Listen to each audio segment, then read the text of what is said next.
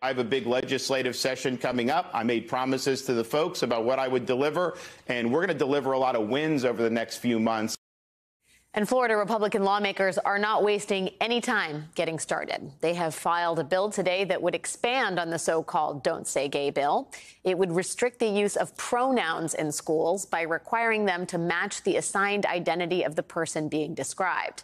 They have also filed a bill that would eliminate the state's Democratic Party by directing the Florida Division of Elections to immediately cancel the filings of a political party to include its registration and approved status as a political party if the party's platform has previously advocated for or been in support of slavery or involuntary servitude. And that is because Southern Democrats, of course, advocated for and defended slavery during the Civil War. It's not exactly clear that these specific bills are backed by Governor DeSantis, but at least some Florida Republicans seem to think that in the current atmosphere, it's worth putting their names on them. And they come as the impact of other DeSantis actions are beginning to take effect. This was the campus in a new college in Sarasota, Florida, earlier today before a Board of Trustees meeting. Students gathered in protest over the 6 new conservative members who were appointed by Governor DeSantis earlier this year. Hours after that protest, the board voted to abolish the school's Diversity, Equity, and Inclusion Office and to end its mandatory diversity training program. Just yesterday, Governor DeSantis capped off his plan to punish Disney World for speaking out about his Don't Say Gay bill by signing a bill into law that revokes Disney World's self-governing status. It allows DeSantis to appoint his political donors, including the co-founder of the conservative group Moms for Liberty. He can appoint them now to a 5-member board that will be responsible for the government services that district provides in its theme parks. The board will oversee infrastructure projects like road maintenance and sewage treatment, which all sounds, fairly normal. But the Washington Post notes that Governor DeSantis has another use in mind for this board. DeSantis suggested Monday that he is also expecting the board to act as a sort of moral arbiter for the company DeSantis has described as a woke Burbank corporation that is trying to inject woke ideology on children. Disney World.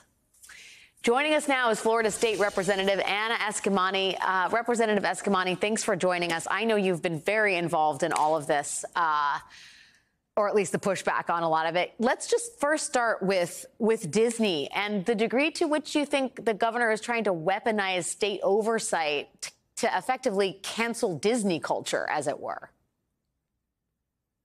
Well, thanks so much for having me, Alex. And so much of what Governor DeSantis does is fake populism.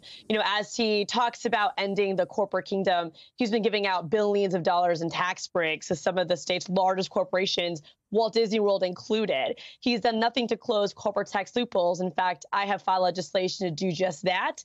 And at this point, Republicans have not committed to give me one hearing. In the case of Reedy Creek, the governor's ability to appoint all 5 members, and as you noted, feeding into extremism while also crony capitalism just highlights that he really isn't a guy that's tough on corporate actors. He actually just wields culture wars to his favor while continuing giving corporations the tax breaks that really they care the most about. Can I just say, this seems like a detail, but I think it's important. The governor was married at Disneyland, right? The mouse looms large in the state of Florida. And I got to ask you, as a Floridian, I know that he's sort of framing this as a man versus a corporate megalith. But Disney's pretty popular in the state of Florida, isn't it? How does this play with residents of the state that he's the governor of?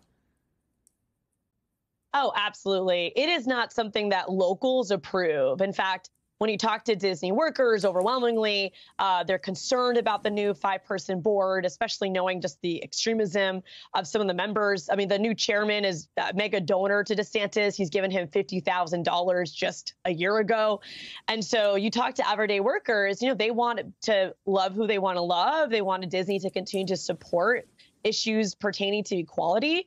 And the only reason why Disney even spoke out in support of LGBTQ plus kids was because their cast members demanded that they do so overwhelmingly. So, his behavior might appeal to a conservative base as he tries to out-Trump Trump, but it certainly does not appeal to the majority of Floridians who might not always vote in every election, but do see the cost of rent going up, cost of property insurance going up, and they see DeSantis attacking Disney, just a complete lack of prioritization and desire to create chaos instead of calm.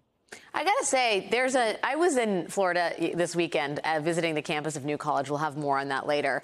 There's a ton of fear about what could happen to that institution and other institutions around the country if the governor is successful in his efforts to effectively overhaul the curriculum, the teaching staff, and the student body. Is he going to be successful? How much power do you think he can have? I know there's other legislation that could give him even more power in terms of advancing his ends. Well, you got it, Alex. And thank you for coming to Florida and coming to New College, because though New College is a small college, it is mighty. And students, alumni, faculty are fighting back and really serving as the canary in the coal mine, because what happens at New College can happen to any one of our state universities. And if DeSantis were to become president of this country, will happen to universities and colleges across Florida. And what I stressed at the rally today at New College, and what I've stressed before to all of my students in state universities and colleges, is that every culture war is a class war. And what DeSantis really is doing is degrading public education so that those of us like myself, who grew up as a working class kid of immigrants. My mom passed away when I was 13 years old. If it wasn't for public education, I wouldn't be here with you right now. And so by degrading public education, you're basically creating a generation of young people who won't have efficacy, who won't have free thought, and will allow the status quo to remain the same, which is his end goal, which is why we have to fight back regardless of how difficult the battle is.